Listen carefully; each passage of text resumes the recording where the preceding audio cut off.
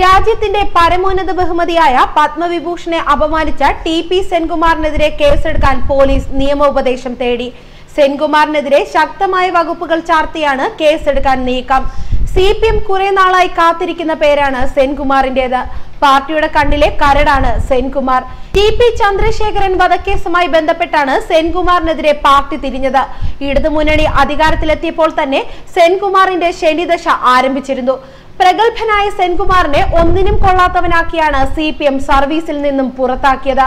CPM നേതാക്കളുടെ ഫോണുകൾ സെൻകുമാർ ചോർത്തിയെന്നാണ് CPMന്റെ ഗുരുതര ആക്ഷേപം.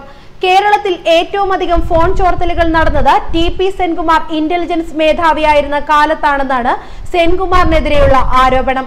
കോടിയേരി ആഭ്യന്തരമന്ത്രിയായിരുന്ന കാലത്ത് ദേശവിരുദ്ധ ശക്തികളുടെ ഫോൺ ചോർത്തുന്ന പതിവ് ഉണ്ടായിരുന്നെങ്കിലും രാഷ്ട്രീയ നേതാക്കളുടെ ഫോൺ ചോർത്തുന്ന നടപടി അക്കാലത്ത് പ്രചാരത്തിലുണ്ടായിരുന്നില്ല. തുടർന്ന് ഉമ്മൻചാണ്ടി മുഖ്യമന്ത്രിയായ കാലത്തും ഇതായിരുന്നു അവസ്ഥ. എന്നാൽ കേസിൽ കുരുങ്ങി ഉമ്മൻചാണ്ടി ആഭ്യന്തരമന്ത്രി സ്ഥാനം ഒഴിഞ്ഞതോടെ ചിത്രം മാറി.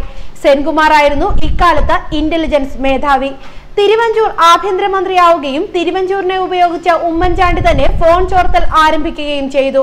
1-2 സീറ്റിന്റെ പിൻബലത്തിൽ തുടർന്ന സർക്കാരിനെ നിലനിർത്തുക എന്ന ലക്ഷ്യം കൂടി ഉമ്മൻചാണ്ടിയുടെ ഫോൺ ചോർത്തലിന് പിന്നിലുണ്ടായിരുന്നു. അതിന് പിന്നിൽ സെൻകുമാർ ആയിരുന്നുവെന്നാണ് ആരോപണം.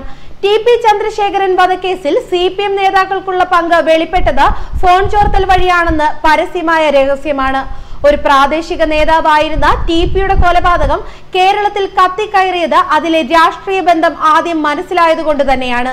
കൊലപാതകം നടന്ന രാത്രി തന്നെ ഇതിൽ CPMന്റെ ഉന്നത നേതാക്കൾക്ക് പങ്കുണ്ടെന്ന് മന്ത്രിമാർ മനസ്സിലാക്കി. അത് രാത്രി തന്നെ ചോർത്തിക്കിട്ടിയ ഫോൺ വഴിയാണെന്ന് അന്ന് സർവീസിലുണ്ടായിരുന്നവർ പറയും. കേരളത്തിലെ ഏറെ പ്രധാനപ്പെട്ട നേതാവിന് ടി.പി. വധവുമായി ബന്ധമുണ്ടെന്നതിന്റെ തെളിവ് സെൻകുമാറിന്റെ കയ്യിലുണ്ടെന്ന് അക്കാലത്ത് പറഞ്ഞു കേട്ടിരുന്നു. അക്കാരണത്താലാണ് സെൻകുമാർ പിണറായിക്ക് അനഭിമതനായതെന്നും പ്രചാരണം അക്കാലത്തുണ്ടായിരുന്നു.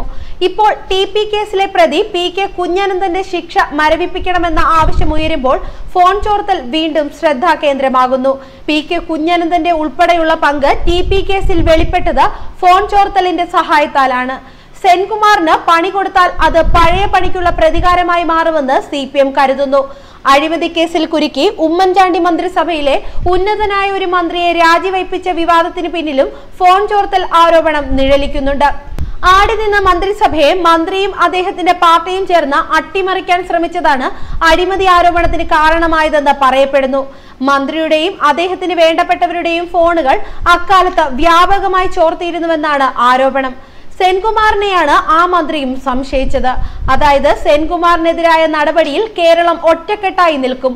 അതിന് ഭരണ പ്രതിപക്ഷ ഭേദം കാണില്ല. രമേശ് ചെന്നിത്തലയും G. സുകുമാരൻ നായരും തങ്ങളുടെ ഫോണുകൾ ചോർത്തുന്നതായി അക്കാലത്ത് ആരോപണം ഉന്നയിച്ചു. ചെന്നിത്തലയെയും മാണിയെയും കുഞ്ഞാലിക്കുട്ടിയെയും ചാണ്ടിക്ക് ഭയമായിരുന്നു.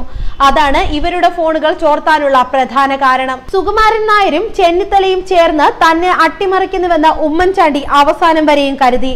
അതിൽ നിന്ന് ഒരു മുൻകരുതലായാണ് അദ്ദേഹം ഫോൺ ചോർത്തിയിരുന്നത്. സോളാർ ആരോപണ വേളയിലും വ്യാപകമായി ഫോൺ ചോർത്തിയിരുന്നു.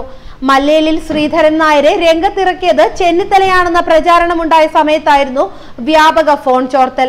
യാതൊരു തത്വദീക്ഷയുമില്ലാതെയാണ് ഇക്കാലത്ത് ഫോൺ ചോർത്തിയിരുന്നതെന്ന് വ്യാപക പരാതി ഉയർന്നിരുന്നു. ഇതെല്ലാം സെൻകുമാറിന്റെ തലയിൽ വന്ന് പതിക്കുകയായിരുന്നു. പഴയ ശക്തികളെല്ലാം ഉയർന്നെഴുന്നേറ്റ് സെൻകുമാറിനെതിരെ രംഗത്തെത്തിയിരിക്കുകയാണ് ഇപ്പോൾ. ന്യൂസ് ഡെസ്ക് മലയാളി വാർത്ത.